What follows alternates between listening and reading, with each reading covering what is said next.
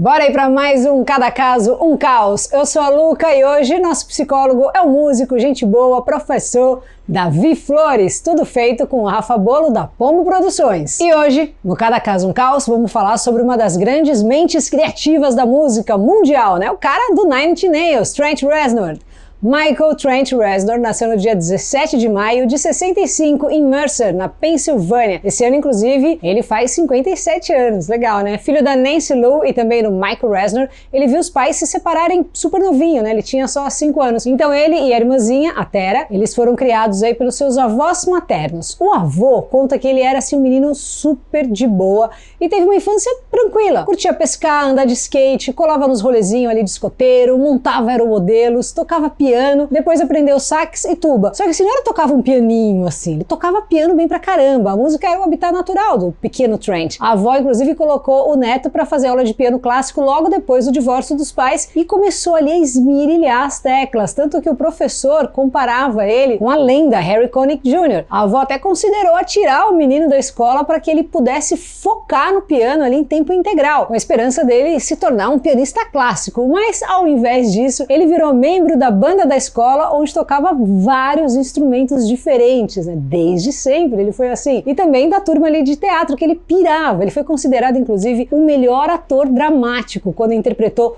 Judas na versão de Jesus Christ Superstar. Ele cresceu no interior do interior, né? Era uma cidadezinha assim pequenininha mesmo, né? No meio do nada, sem perspectiva nenhuma para artistas. Por isso, ele queria ser engenheiro. Conforme ele foi ficando mais velho, a afinidade pela música foi crescendo e ele mostrou ali suas habilidades pianísticas na primeira banda, a Option 30. Foi ganhando então experiência e ganhou até fazer uma ponta como tecladista ali no filme Light of Day de 87, onde ele contracenava com Michael J. Fox, legal, né? E também com a mestra Joan Jett. Entrou na faculdade para estudar engenharia da computação, só que ele trancou o curso depois de um ano. Em 88, ele foi fazer a vida dele em Cleveland e para segurar os boletinhos, ele arrumou um trampo de faz tudo, né? Isso no estúdio High Track. Ele fazia mesmo tudo, fazia café, fazia faxina, encerava chão, deixava tudo brilhando. Pique John Bon Jovi, que a gente comentou aqui no começo da carreira, lembra? Só que o Trent era tão caprichoso que conquistou o coração e a confiança do dono, que em troca pelo excelente serviço deixava ele à vontade no estúdio para gravar o que ele quisesse nos horários vagos. Então ele passava horas e horas ali fuçando, desossando todos aqueles equipamentos de áudio, entendendo como eles funcionavam, para que serviam, testando a voz de várias formas, gravando todos os instrumentos sozinho. E inclusive, se você aí também tem interesse em áudio e instrumentos musicais, sai do mundo aí das ideias e coloca na prática, né? A gente te ajuda. Tem desconto aí na melhor escola online do Brasil. É só você entrar em musicdot.com.br/promoção/Luca. Tem o curso de estruturando o processo de produção musical, de guitarra também, tem de baixo, tem de bateria, o que você quiser. Tem mais de 300 cursos ali. Inclusive a primeira aula é de graça. Entra lá e vai com tudo. Aproveita!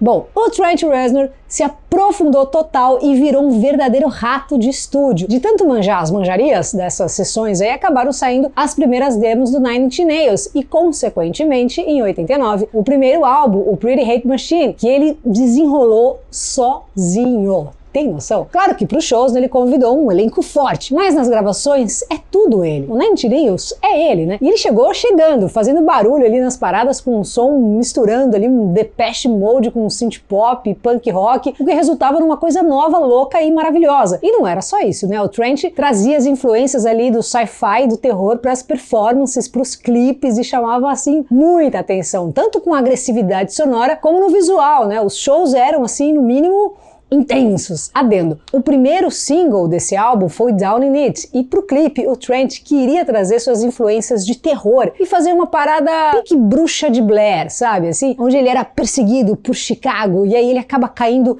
do alto de um prédio e morre. Mas assim, morre estatelado no chão. Como o orçamento era curto, eles meteram uma gambiarra ali e amarraram uma das câmeras num balão para fazer o take final. Deu da mer, né? Os caras vacilaram, a câmera voou para longe e eles acabaram o clipe assim mesmo e deram a câmera como, perdemos ali e já era. Só que essa câmera foi encontrada a mais de 100 quilômetros dali, em Michigan. E foi um rebosteio, assim, que você não faz ideia. Eles acharam que era um assassinato real quando encontraram a câmera e viram descobriram aquilo e levaram pra polícia, que ficou louca e passou um ano investigando a parada, que envolveu até o FBI. Foi parar na televisão, nos balanços geral ali deles e os caramba. Até que um fã reconheceu as filmagens parecidas com as do clipe e deu papo de que todo mundo tava moscando ali e o Trent precisou se explicar para as autoridades. Ele foi lá falar com os tiras, mas no final ficou tudo bem. Deram sequência com o excelente EP Broken, que trouxe mais notoriedade ali pro Trent, para toda a gig, além de botar um Grammy ali no bolso em 93 pelo excelente Wish. Agora, sucesso mesmo viria em 94, com o lançamento do aclamadíssimo Downward Spiral. Foi aí que o jovem Reznor deu com a moleira na estratosfera, voaram, fizeram um sucesso estrondoso e foram os responsáveis por difundir a música industrial no mainstream. A bolacha trazia pedradas como Closer, March of the Pigs e a fabulosa Hurt, que mais tarde viria a ser gravada pelo eterno Johnny Cash. Podia ter um episódio dele aqui, né? Só que foi um pouco antes, durante a produção desse álbum, que o caldo começou a engrossar pro jovem Trent. Para gravar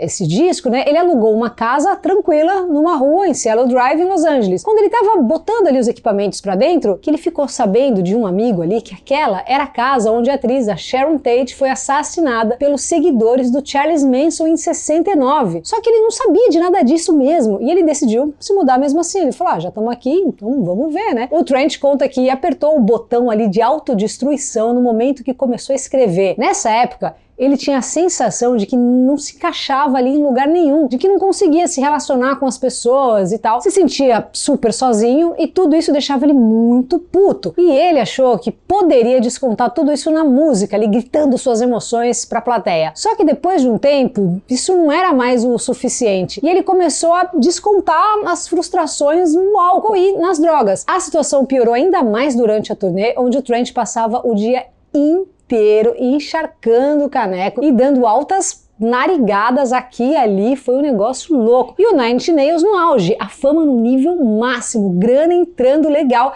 e ele sem nem ideia de como lidar com tudo isso, usando tudo que era coisa assim e à beira de um colapso. Ele disse uma vez que a terrível ironia é que o conceito do álbum se tornou realidade, né? Ele falou assim, minha própria vida virou um espiral pro fundo do poço. Eu tava escrevendo sobre mim. Nessa época, ele também estava produzindo o segundo disco do Marilyn Manson, Antichrist Superstar. E segundo o Trent, era como se ele tivesse em turnê, sem sair do lugar. Ele falou, tá sem falar com o Marilyn Manson há mais de 25 anos. Ele falou, eles estão meio de mal agora. Era bagunça atrás de bagunça, de dia, de tarde, de noite, o tempo todo, na loucura, usando o que dava. E o Trent estava perdendo a vontade de tudo. Entrou numa depressão profunda, bateu de frente com um bloqueio criativo e resolveu se isolar no meio do mato, numa casa em Big Sur, na Califórnia, para trampar no novo disco do Nine Inch Nails e ver se conseguia dar um jeito em si mesmo ali. Só que o efeito, foi o contrário. Ele não estava preparado para ficar isolado sozinho com seus demônios, sem uma alma ali por perto. E para ajudar, a avó que criou ele tinha acabado de falecer. Então, imagina o que não agravou o estado mental ali do Trent. O que ele achou que seriam belas férias ali, na real, só serviu para piorar o estado depressivo. Ele acabou entregando em 99 o disco duplo, o The Fragile, que carrega muito dessa bagagem aí nas melodias e nas letras. A parada é que nesse ponto o Trent já estava pra lá de zoado. Ele conta que parava na frente de uma arena lotada de pessoas cantando suas músicas e ainda assim se sentia a pessoa mais solitária da Terra. Lembra que a Amy Winehouse passou pelo mesmo? Tem vídeo aqui dela e a gente fala exatamente sobre isso. Ele continua falando o seguinte, eu me sentia como se não pertencesse àquele lugar. Seja o que for, eu ia encontrar um jeito de me sentir mal. Eu poderia escrever a melhor música do mundo que não ia achar tão legal assim, ou me olhar no espelho e ver alguém que eu não gosto, eu tava realmente mal, fecha aspas. Ao final dessa tour, o Trent estava assim esgotado. A parada chegou num ponto que para ele foi um ultimato. Ele falou, vai ser de um jeito ou de outro, ou eu morro ou eu me trato. Foi aí que ele ergueu a cabeça e, diferente da Amy, foi pra rehab sim, mas não resolveu de primeira não. Ele deu aquela escorregada ali e no meio de uma turnê em Londres, né, isso em 2000, a recaída bateu e o menino foi dar aquela narigada, mas confundiu os pozinhos ali, acabou mandando heroína pra dentro, numa quantidade que o coração trampou pra segurar, enfim, sofreu uma overdose no quarto de hotel. Mas não embolotou, apesar do susto ali, ele segurou a bronca e a partir daí, aí sim, levou a sério o tratamento, uma combinação de fazer música e terapia profissional, fez uma funilaria mental boa e ajudou a resolver os problemas. Ele fala que tinha esquecido que adorava fazer música e em todas as besteiras problemas que cercavam isso, ele acabou perdendo a noção de por que isso importava para ele. Ele falou assim, ó, eu entrei em terapia naquele momento porque me encontrei no ponto de não conseguir sair da cama e não foi divertido. Ele fala, eu sempre flertava um pouco com a depressão e isso me motivou a escrever, mas chegou ao ponto em que era assustador. A terapia me ajudou e me deu algumas razões pelas quais eu me comportei de uma certa maneira. Isso me deu coragem de sentar e me permitir falhar em escrever. E tenho algo valioso a dizer. O Nine Inch Nails ficou em hiato, né, até o Trent terminar o tratamento, voltaram em 2005 com força total e estão lançando coisa ainda. Foram recentemente indicados ao Rock and Roll Hall of Fame, venderam zilhões, né, são o maior expoente da música industrial, enfim. Comenta aí pra gente qual o seu disco favorito do Nine Inch Nails ou o que você acha mais relevante aí na vida dele. O Trent também desenrola várias trilhas sonoras e faz muito bonito, né? O cara é faixa preta nisso. Já ganhou Globo de Ouro, Emmy, BAFTA, Oscar, né? Ano passado, inclusive, levou a estatueta pela trilha de Soul, maravilhoso filme aí da Pixar. Já teve inúmeros projetos musicais, colaborou com vários caras, assim, absurdos da cena. Tem uma capivara invejável e hoje tá sossegadíssimo, super sóbrio, muito bem casado, com suas 5 crias correndo por aí, e conta que aprender a lidar com esses problemas ajudaram ele a chegar num novo nível de criatividade, onde ele pode expressar o desespero, a solidão e a raiva de um jeito que combina com quem ele é hoje. E geralmente essa raiva é mais quietinha. Ele falou, bom, para mandar o solo com um olhar psicológico em cima do que foi falado sobre o Trent Reznor, vamos ver um músico, professor, psicólogo, psicanalista, o gente boa, Davi Flores. Fala aí, Davi, querido. Fala, Luca, muito legal estar aqui com você de novo. Eu optei por deixar um pouco de fora a genialidade do Trent Reznor, que valeria um vídeo inteiro, e pensar um pouco mais detalhadamente no que o próprio Trent chamou de espiral para o fundo do poço. Para analisar essa espiral, pensei em um texto de Freud chamado Além do Princípio do Prazer, de 1920, texto no qual Freud, ao observar os sonhos traumáticos, muito comuns no fim da Primeira Guerra Mundial, entende que esses sonhos carregam um elemento em comum a uma série de outros fenômenos mentais. E esse elemento em comum é uma tendência à revisitação, à repetição de cenas dolorosas, de sofrimento, as cenas traumáticas. A esse fenômeno Freud dá o nome de compulsão à repetição. Compulsão à repetição pode resultar progressivamente num processo de reenvenenamento, de retraumatização do eu, né, do sujeito. Vale dizer que, por vezes, a compulsão à repetição pode se dar de modo inconsciente. Trent talvez tenha se aproximado de sua dor de maneira desavisada, ingênua, né, sem perceber de que aos poucos, à medida que ele vai acreditando que está trabalhando com fantasias, ele vai se aproximando de dores muito profundas e muito reais. O Trent acredita que se isolar no meio do mato vai resultar num processo de resolução de seus problemas e num processo criativo, e justamente ele se dá conta de que ele se encontra nesse ato, nesse gesto, num maior isolamento e, consequentemente, numa maior experiência de encontro com seus fantasmas e com seus terrores.